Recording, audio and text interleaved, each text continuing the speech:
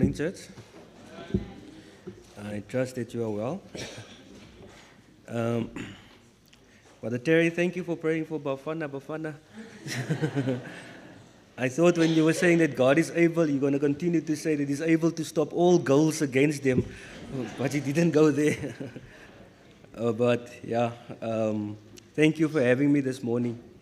But I have to say, the fact that I am here this morning, it is somewhat sad, as I am supposed to be in my district. And unfortunately, we had to make a decision Thursday evening to close our churches Thursday afternoon, because I'm serving in the Chigon Jetsu district with Pastor Yonk, which is the Malawian district. And because of all the threats that is going around, the protest action, we had to make a decision to close our churches for the safety of our members. So I'm here, but it's also a sad occasion, and a difficult time for our fellow believers and brothers and sisters in Christ. So beloved, we need to pray. We need to stand close to one another. I've read a quote once that says, and I forgot who quoted it, that says, silence in the presence of evil is evil itself. So unfortunately, we cannot always be neutral about every situation. And that's why my sermon will not address directly the current situation, but I hope that you will find the message in that God also calls us. God calls us to intervene for one another. God calls us to stand up for one another, but we should never move without God's leading, because in that there's a danger that we might cause more harm than good. So beloved, let's close our eyes for a word of prayer. Our most kind and gracious Heavenly Father, Lord, we want to say thank you that we are still able to worship together this morning.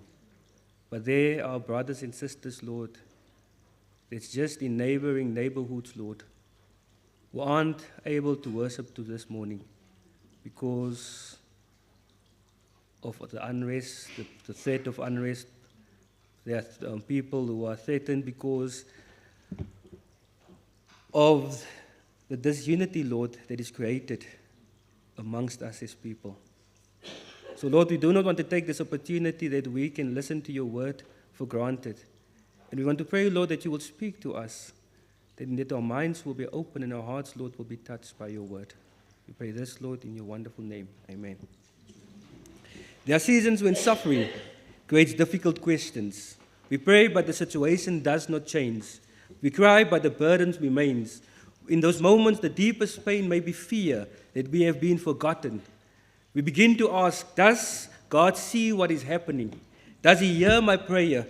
Does he care about what this is doing to me and my family? Will he ever intervene? Exodus 3 speaks directly to those questions. Israel had suffered under the oppression for generations. Pharaoh had turned people into property, labor into exploitation, and fear into national policy. Yet, divine silence was not divine absence. God had been watching, listening, remembering his covenant, and preparing his servant. At the burning bush, God begins not with Moses, but with the suffering people. The repeated statement revealed his heart. I have seen, I have heard, I'm concerned, I have come down. I'm sending you, and I will be with you. Israel's deliverance begins not with Moses' ability, but with God's compassion, God's initiative, and God's presence. The passage revealed that what God is like when people is suffering. The suffering in Egypt did not surprise God.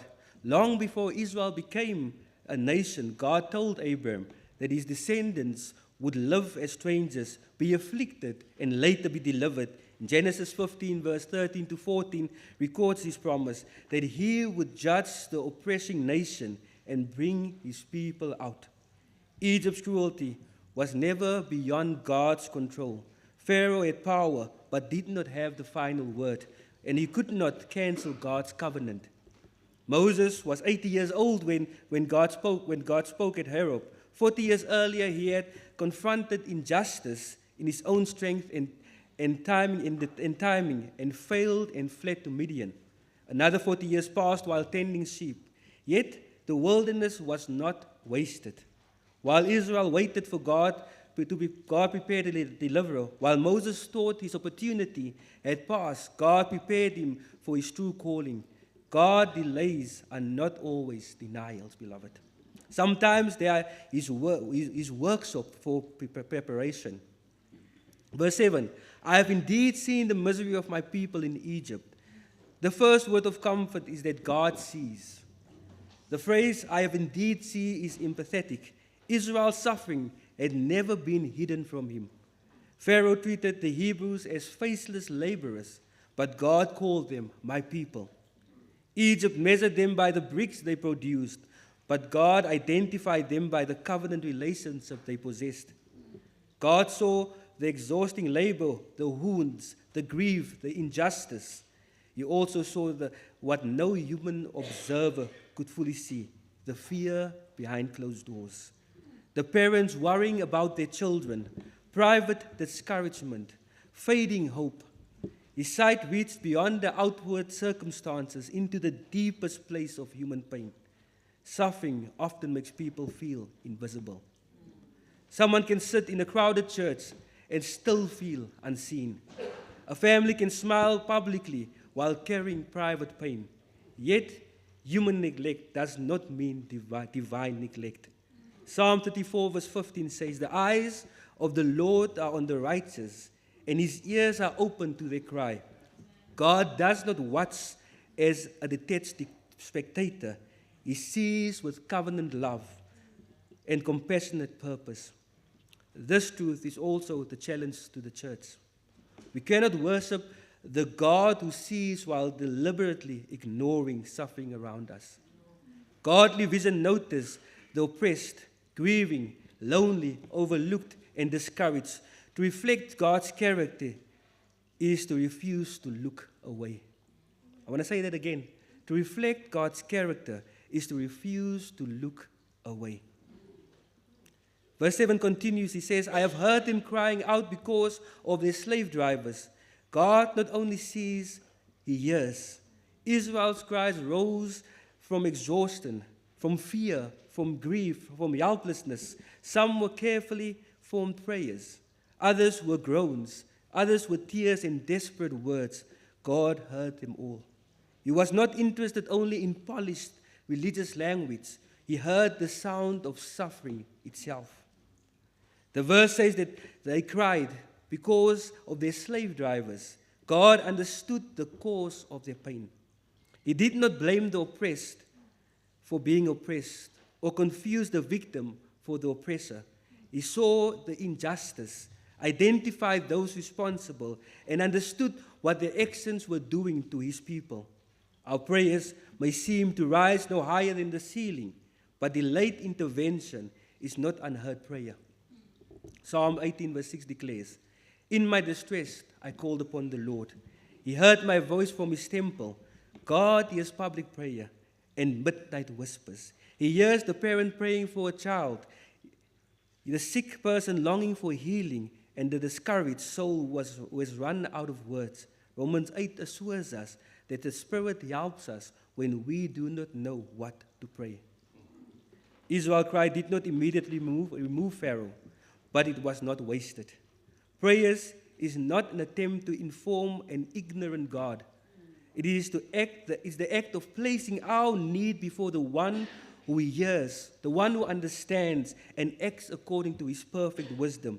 Therefore, we continue praying even while we wait.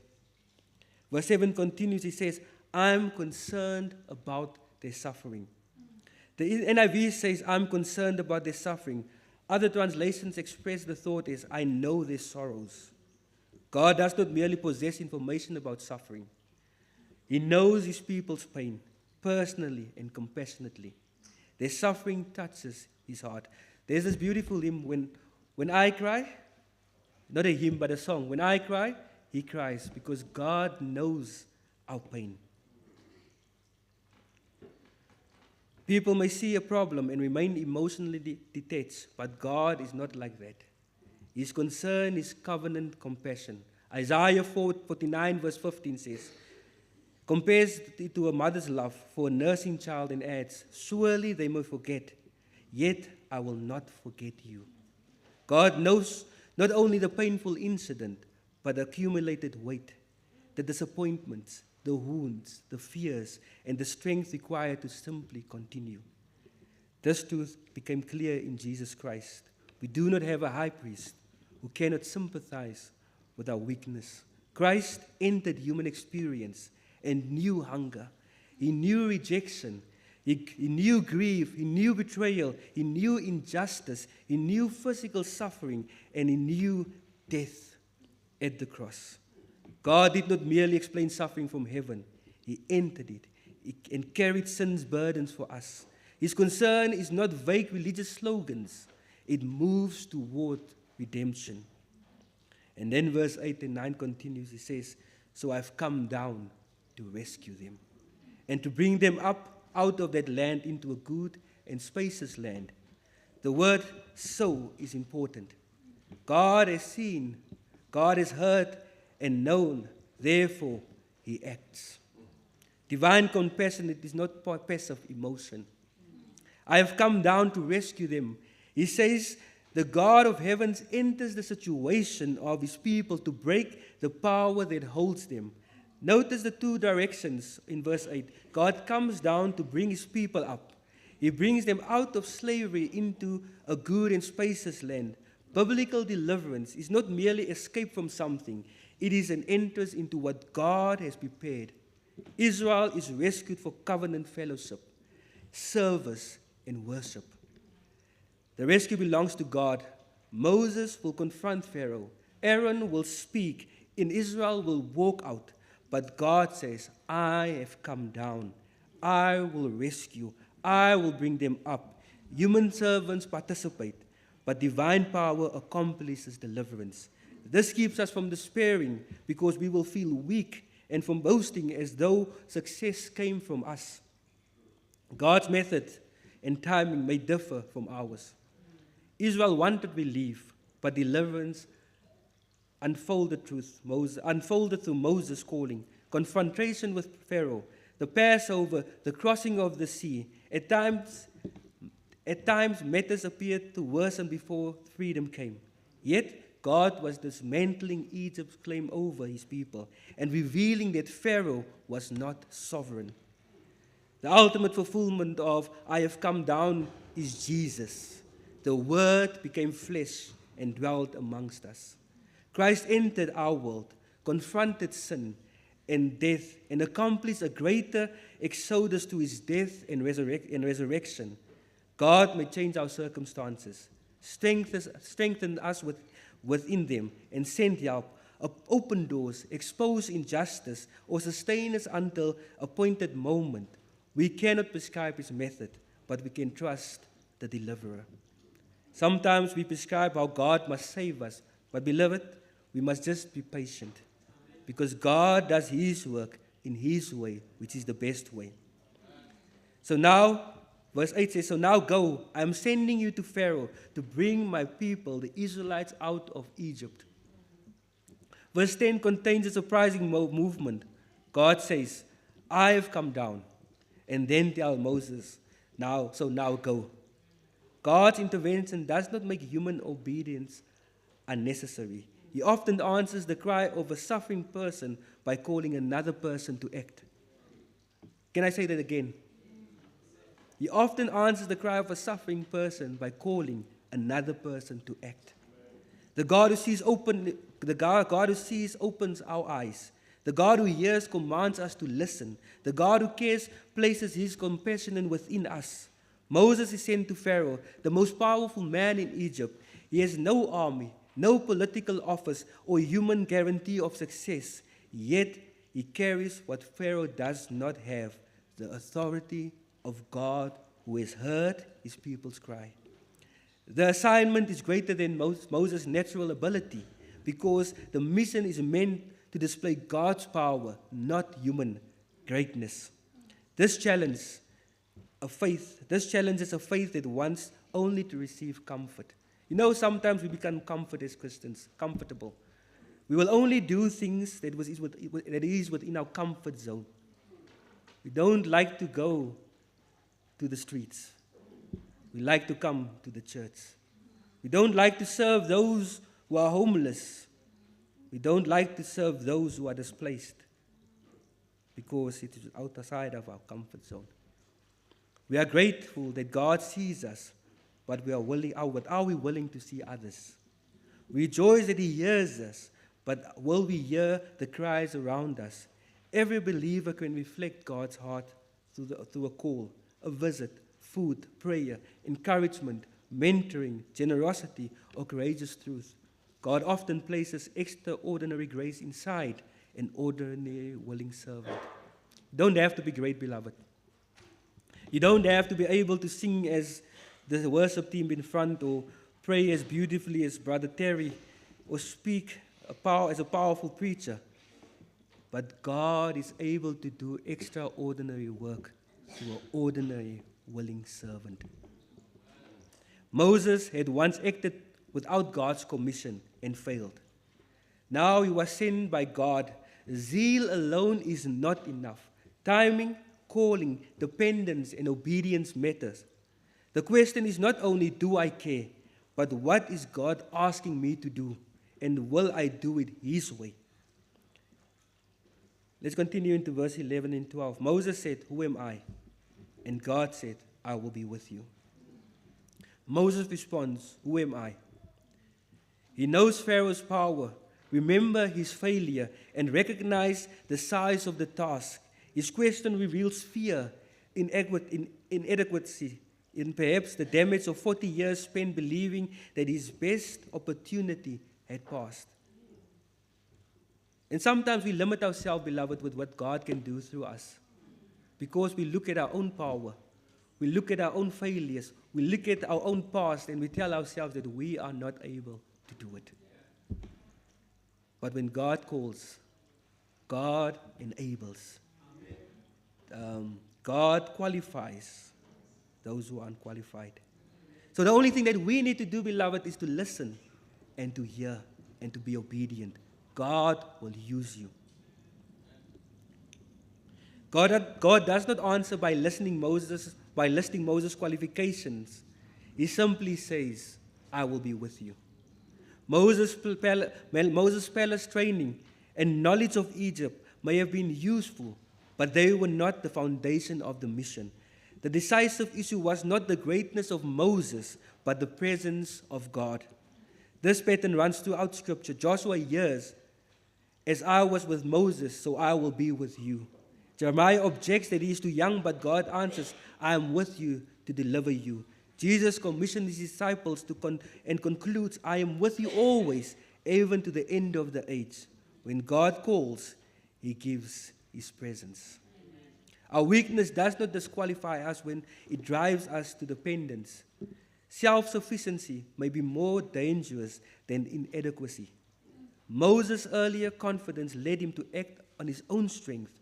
His later weakness became the place where God's power could be displayed. The faithful answer to "Who am I?" is, "I'm not enough, but God will be with me." God gives Moses a sign after the deliverance. Israel will worship on that mountain. The sign would be recognized fully only after obedience. Moses had to trust the promise before standing in its fulfillment. Faith often works like that. We want proof before obedience, but God sometimes gives promise that becomes clear as we walk with Him. The goal of deliverance is worshiping.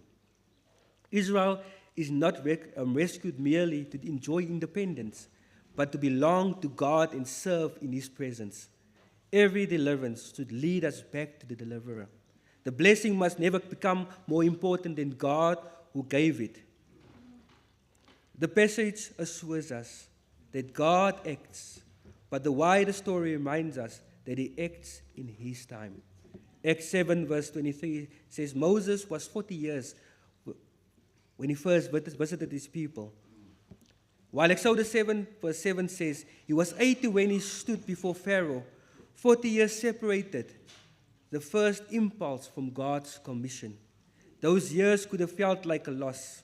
Moses moved from palace influence to desert obscurity. Yet God saved the man who would shepherd a nation by teaching him to shepherd sheep. The wilderness stripped away the self-reliance, developed patience, and prepared him to recognize holy ground. What appeared to be a delay was preparation. Waiting is difficult because we only see the present, while God sees the full story. The people who must be prepared, doors that must be opened, and character that must be developed. This does not make waiting painless, but it keeps waiting from becoming meaningless. We must distinguish between God's promise and our preferred timetable. He has promised His presence, revealed His compassion, and demonstrated His saving power in Christ. We can trust those certainties while waiting for the particular answer we desire. And just something else. The answer we desire might not be God's answer for us. The answer we desire might not be God's answer. So let's allow the Holy Spirit to reveal to us when God answers. Because God might have spoken to us long before, but we're still waiting for our desire. Hebrews 11 verse 24 to 26 says that by faith Moses refused to be known merely as the son of Pharaoh's daughter. He chose to share the suffering of God's people rather to enjoy the temporary pleasures of sin, because he valued God's reward above the treasures of Egypt. Moses could have remained safe in the palace with education, status, and opportunity. Yet faith changed what he valued. He looked beyond Egypt's splendor and recognized the identification with God and His people was worth more than temporary comfort. And today we might choose comfort. Today we might choose our own homes. Today we might choose not to get involved. But as I started, silence in the presence of evil is evil in itself. So, beloved, when God speaks to us to do something, let us respond. If God is working in your heart to do something today, do not sit in the comfort of your home. As my sister said earlier, there are people suffering right now. Not the 30th of June, right now. There are people that might be looking for something to eat right now, while we are concerned about, will our food be warm when we get home?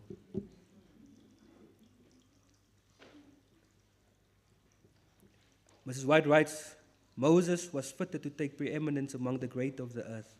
Yet, the world before him, he had the moral strength to refuse the flattering prospects of wealth and greatness and fame, choosing rather to suffer affliction with the people of God than to enjoy the pleasures of sin for a season. Moses looked beyond Egypt's palace and crowned to God's eternal reward. His faith led him to join the humble people who chose obedience rather than sin. Patriarchs and Prophets, page 246. The deliverer first identified with those who needed deliverance. In this, Moses points to Jesus. Christ did not remain distant. He humbled himself, took the form of a servant, entered our suffering, and became obedient to death on the cross. The gospel is the greatest declaration that God sees, that God hears, and that God knows, and that God comes. In conclusion, Exodus chapter 3, verse 7 to 10 does not promise that God's people will never suffer. It promises that suffering will never make them invisible to God. I have seen your pain is not hidden.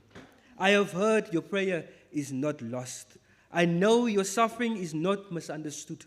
I have come down. Your situation is not beyond His intervention. I am sending you.